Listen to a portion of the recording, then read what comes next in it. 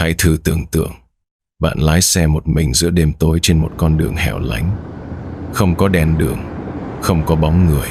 Đột nhiên, chiếc xe trượt khỏi đường, ngã xuống và mắc kẹt. Bạn không thể kéo ra. Và tệ hơn nữa, bạn nhận ra mình đang bị lạc đường với chiếc điện thoại cũ không có Google Maps, không Internet. Thứ duy nhất có thể làm là gọi cho cha mẹ và cầu nguyện họ có thể tìm thấy bạn giữa bóng tối vô tận này. Lúc này họ đang lái xe đi tìm bạn, nhưng càng lúc bạn càng cảm thấy bất an. Đột nhiên, có một điều gì đó rất kinh khủng. Bạn chỉ kịp kêu lên một tiếng rồi sau đó là sự yên lặng tuyệt đối. Đó không phải là một cảnh phim giả tưởng hay bộ phim kinh dị. Đó là câu chuyện có thật về vụ mất tích bí ẩn của Brandon Victor Swanson, chàng trai 19 tuổi biến mất trong một đêm lạnh lẽo ở Minnesota, Hoa Kỳ năm 2008. Và cho đến hôm nay, vẫn không một ai biết điều gì đã xảy ra với cậu ấy. Brandon Swanson sinh năm 1989. Ở tuổi 19, cậu là một sinh viên thông minh, vui tính, đang theo học năm nhất ngành tua bin gió tại Minnesota West Community and Technical College. Bạn bè mô tả Brandon là một chàng trai trách nhiệm, đáng tin cậy, không có gì bất thường trong cuộc sống. Tối ngày 13 tháng 5 năm 2008, Brandon tham dự 2 bữa tiệc mừng kết thúc học kỳ. Bữa tiệc đầu tiên diễn ra ở thị trấn Lind, cách nhà cậu tại Marshall chỉ khoảng 11 km về phía tây nam. Đây là một buổi tụ họp nhỏ, chỉ vài người bạn, không ồn ào, không hỗn loạn. Brandon có uống một chút rượu, nhưng vẫn hoàn toàn tỉnh táo. Khoảng 22:30 đến 23 giờ, sau khi rời Lind, Brandon tiếp tục lái xe đến thị trấn Canby, cách Marshall gần 60 km về phía tây bắc, để gặp và tạm biệt một người bạn cùng lớp sắp chuyển trường. Tại đây, Brandon được cho là đã uống thêm ít nhất 1 ly whisky, nhưng một lần nữa, không ai thấy cậu có dấu hiệu say xỉn. Đêm ấy, Brandon vẫn là Brandon, vui vẻ, bình thường, đáng tin cậy. Rạng sáng ngày 14 tháng 5, khoảng 0 giờ, Brandon rời Canby trên chiếc Chevrolet Lumina màu xanh quen thuộc. Con đường về nhà vốn đã quá quen, cậu từng đi không biết bao nhiêu lần. Thế nhưng, không ai ngờ chuyến đi tưởng chừng bình thường ấy lại trở thành chuyến đi cuối cùng của đời cậu. Quãng đường về nhà khoảng 48 km này thường được đi bằng quốc lộ 68 và thường mất khoảng 30 đến 40 phút. Nhưng thay vì đi trên đường chính về nhà như thường lệ, Brandon đã chọn một con đường vòng. Có lẽ vì lo lắng việc đã uống rượu nên cậu muốn tránh cảnh sát, nhưng đó lại là một quyết định định mệnh. Con đường vòng ấy là đường sỏi vắng lặng, tối om, không đèn đường, không biển báo, lại đầy ổ gà và các mương sâu hai bên đường. Hiếm khi có ai đi ngang qua vào ban đêm và trong bóng đêm sâu thẳm, nó chẳng khác nào con đường tự thân. Khi đang lái xe qua đoạn đường vắng, chiếc Chevrolet bất ngờ đường lao xuống một con mương và mắc kẹt. Các bánh xe lơ lửng, chiếc xe bị treo trên sườn dốc, không thể nhúc nhích. Brandon may mắn không bị thương. Cậu cố gắng nổ máy, lùi xe rồi xuống đẩy, nhưng tất cả đều vô vọng. Trên con đường ấy, không có một xe nào khác để nhờ giúp, và tệ hơn, Brandon hoàn toàn không biết chính xác mình đang ở đâu. Đêm ấy là năm 2008. Điện thoại Brandon mang theo chỉ là một chiếc điện thoại di động đời cũ, không GPS, không Google Map, không Internet. Và xe Chevrolet Lumina của Brandon cũng là dòng sedan đời cũ, hoàn toàn không có màn hình GPS. Cậu chỉ có thể gọi cho cha mẹ, và đó là điều Brandon đã làm. Khoảng 2 giờ sáng, Brandon gọi điện về cho cha mẹ, ông Brian và bà Annette Swanson. Cậu trấn an rằng mình vẫn ổn, nhưng đã bị lạc đường. Brandon tin rằng mình đang ở gần Lynn, thậm chí còn khẳng định thấy ánh đèn của thị trấn trong đêm. Ngay lập tức, ông bà Swanson lên xe, vừa đi vừa giữ liên lạc với con. Họ bật đèn pha, bấm còi xe để ra hiệu cho nhau. Brandon cũng nghe thấy tiếng còi, nhưng cả hai bên vẫn không thể nhìn thấy nhau. Sau nhiều nỗ lực bất thành, càng ngày càng thất vọng, Brandon quyết định bỏ lại xe, đi bộ về phía ánh sáng mà cậu tin chắc là thị trấn Lind. Cậu hẹn gặp lại cha mẹ trong thị trấn. Ông Brian đưa vợ về nhà, rồi một mình tiếp tục lái xe đi tìm con, vẫn giữ liên lạc qua điện thoại. Brandon đi bộ trên đường sỏi một đoạn, rồi chọn lối tắt qua cánh đồng. Trong điện thoại, cậu kể mình liên tục phải trèo qua hàng rào, nghe thấy cả tiếng nước chảy đâu đó trong bóng tối. Tiếng cậu vang lên đều đặn, bình tĩnh, xen chút mệt mỏi. Cuộc gọi kéo dài đến 47 phút, rồi bất ngờ, một câu cảm thán bật ra. Oh shit, Sau đó, yên lặng tuyệt đối. Ông Brian nghĩ con trai làm rơi điện thoại ở đâu đó, nên ông vẫn chờ, nhưng không có âm thanh nào trở lại. Ông gọi lại 6 lần, tất cả đều chuyển vào hộp thư thoại. Đó là lần cuối cùng bất kỳ ai còn nghe thấy giọng nói của Brandon Swanson.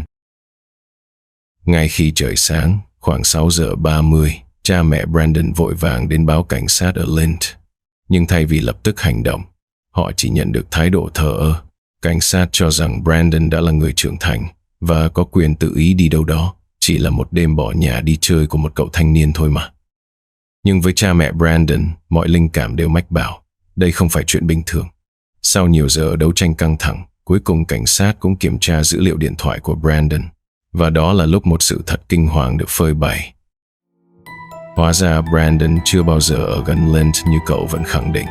Hồ sơ điện thoại cho thấy vị trí của cậu nằm gần Porter, cách Lint tới 40 km về phía tây bắc. Trong đêm tối mịt mù, Brandon đã hoàn toàn lạc đường. Cậu không hề nhìn thấy ánh đèn thị trấn Lint, mà đã nhầm lẫn với ánh đèn đỏ nhấp nháy trên đỉnh tháp chứa thóc ở thị trấn Taunton. Một sự nhầm lẫn nhỏ, nhưng phải trả giá bằng cả tính mạng. Khi cảnh sát và gia đình tìm đến, chiếc Chevrolet Lumina của Brandon nằm treo trên một cái mương bên đường sỏi, giữa vùng quê hẻo lánh gần Taunton. Điện thoại biến mất, chìa khóa không còn, không hề có dấu vết giằng co, cũng không có bất kỳ dấu hiệu nào của một vụ tấn công. Từ khoảnh khắc đó, những cuộc tìm kiếm quy mô lớn bắt đầu. Hàng trăm tình nguyện viên, chó nghiệp vụ và cảnh sát từ 3 hạt cùng phối hợp. Dấu vết mùi hương của Brandon được lần theo dọc theo con đường sỏi, băng qua một trang trại bỏ hoang, rồi dẫn thẳng đến bờ sông Yellow Medicine. Và tại nơi ấy, dấu vết dừng lại. Đây là giả thuyết đầu tiên mà cảnh sát hướng đến, bởi dấu vết mùi hương từ chó nghiệp vụ dẫn thẳng ra bờ sông Yellow Medicine. Có thể Brandon đã ngã xuống sông, hoặc trượt chân rơi vào một con mương sâu trong lúc băng qua cánh đồng. Đêm đó, nhiệt độ chỉ khoảng 4 độ C. Nếu ngã xuống nước, cậu có thể nhanh chóng bị hạ thân nhiệt và kiệt sức, để rồi bị cuốn trôi.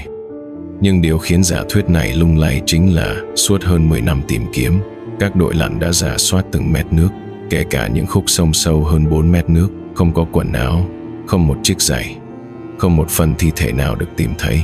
Bà Annette, mẹ Brandon cũng bác bỏ giả thuyết này bởi vì chó nghiệp vụ đã tiếp tục lần theo mùi hương của con trai bà lên tận bờ bên kia sông, rồi mới mất dấu.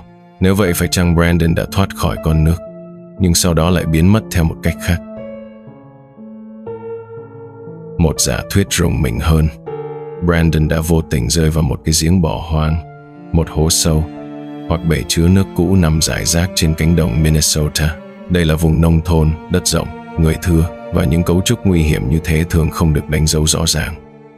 Nhớ rằng, trước khi biến mất, Brandon đã chọn con đường tắt qua cánh đồng. Nếu trong đêm tối, cậu sẩy chân và tiếng "Oh shit!" kia chính là lời cuối cùng. Âm thanh tuyệt vọng khi cơ thể rơi xuống khoảng không bất ngờ. Và một khi đã mắc kẹt dưới đáy giếng lạnh lẽo, nơi ánh sáng không bao giờ chạm tới, Brandon sẽ không bao giờ được tìm thấy trong những cuộc tìm kiếm trên mặt đất. Hình ảnh ấy khiến người ta rùng mình. Có thể Brandon vẫn đang nằm ở đâu đó, dưới một cái hố mục nát bị lãng quên. Giả thuyết cuối cùng và cũng ám ảnh nhất, Brandon đã trở thành nạn nhân của một hành vi phạm tội. Không có bằng chứng cụ thể, nhưng cảnh sát không loại trừ khả năng này. Hãy thử hình dung, giữa màn đêm nông thôn vắng lặng, Brandon bấm còi, bật đèn xe liên tục để báo hiệu cho cha mẹ. Ánh sáng và âm thanh ấy có thể đã thu hút sự chú ý, không chỉ của cha mẹ, mà còn của một ai đó khác, một kẻ lạ mặt, đang ở đâu đó trong bóng tối. Trong lúc mãi nói chuyện với cha, Brandon có thể không nhận ra mình đang bị theo dõi. Hoặc cũng có thể, đó là một vụ tai nạn bất ngờ. Một tài xế đi ngang, vô tình đâm phải Brandon khi cậu đang đi bộ trên đường. Trong cơn hoảng loạn, người đó có thể đã phi tang thi thể để tránh bị phát hiện. Thế nhưng, suốt quá trình điều tra, không có vết máu, không dấu vết giằng co, không bằng chứng nào chỉ ra một cuộc tấn công hay tai nạn giao thông. Các cuộc tìm kiếm không dừng lại. Chúng được nối lại năm này qua năm khác, vào mùa thu sau khi cánh đồng đã thu hoạch, và vào mùa xuân khi tuyết tan để dễ dàng tiếp cận đất đai. Đến năm 2011, hơn 320 km vuông đã được lùng sục. Từ năm 2010, Cục Điều tra Hình sự BCA của Minnesota tiếp nhận vai trò chỉ đạo, nhưng ngay cả với sự tham gia của họ, vẫn không thu được kết quả gì. Một trong những khu vực tập trung tìm kiếm nhiều nhất là Mud Creek, nhánh sông của Yellow Medicine gần Porter. Tại đây, những chú chó nghiệp vụ chuyên tìm hải cốt nhiều lần báo hiệu có mùi xương người. Thế nhưng dù đã đào bới, rà soát, không có một bằng chứng nào được tìm thấy. Đến năm 2015, hơn 90 nguồn tin báo được gửi tới, nhưng tất cả đều kết thúc trong bế tắc. Một trở ngại khác chính là những khoảng đất không thể tiếp cận. Một số chủ trang trại, đặc biệt là nông dân chăn nuôi gia súc, đã thẳng thừng từ chối cho phép các đội tìm kiếm tiếp cận đất của họ. Không có chứng cứ thuyết phục để xin lệnh khám xét, cảnh sát cũng không thể làm được gì. Biết đâu trong những nơi ấy, sự thật có thể đã bị chôn vùi vĩnh viễn. Và trong khi cảnh sát, tình nguyện viên đã mệt mỏi, ở ngôi nhà nhỏ của gia đình Swanson, một ngọn đèn vẫn sáng. Cha mẹ Brandon nói rằng họ chưa bao giờ tắt ngọn đèn hiên nhà suốt hơn 15 năm qua. Mỗi đêm nó sáng lên như một tín hiệu hy vọng, mong con trai sẽ nhìn thấy và trở về. Ánh sáng Brandon từng thấy trong đêm tối năm ấy đã dẫn cậu đi mất. Còn ánh sáng trước hiên nhà là sự chờ đợi một ngày nào đó con trai sẽ trở về. Câu chuyện của Brandon Swanson không chỉ là một vụ mất tích bí ẩn, nó còn để lại một di sản pháp lý quan trọng. Chính sự chậm trễ và thờ ơ ban đầu của cảnh sát, cha mẹ Brandon đã đứng lên vận động không ngừng. Kết quả là luật Brandon, Brandon's Law, được thông qua tại bang Minnesota vào năm 2009. Luật này buộc các cơ quan chức năng phải lập tức mở điều tra khi có báo cáo về người mất tích, đặc biệt trong những trường hợp có nguy cơ nguy hiểm, không còn chuyện viện cớ để trì hoãn những giờ phút quý giá ban đầu. Luật mới đã thay đổi cách cảnh sát trên khắp Minnesota xử lý các vụ mất tích. Nhưng với gia đình Swanson, điều đó không thể mang Brandon trở về. Đã hơn 15 năm trôi qua, vụ án Brandon Swanson vẫn là một bí ẩn chưa lời giải. Chàng trai ấy đã thấy gì, đã gặp điều gì, ngay trước khi thốt lên câu nói cuối cùng, "Oh shit." Điều gì đã xảy ra sau đó trong sự yên lặng của màn đêm? Không một ai biết được. Chỉ có một điều duy nhất rõ ràng. Ở đâu đó, trên con đường tối tăm của Minnesota, một bí mật vẫn đang bị chôn giấu. Và trong căn nhà nhỏ ở Marshall, một ngọn đèn hiên vẫn cháy sáng mỗi đêm như một lời nhắn gửi. Gia đình vẫn chờ và sẽ mãi chờ cho đến ngày Brandon trở về.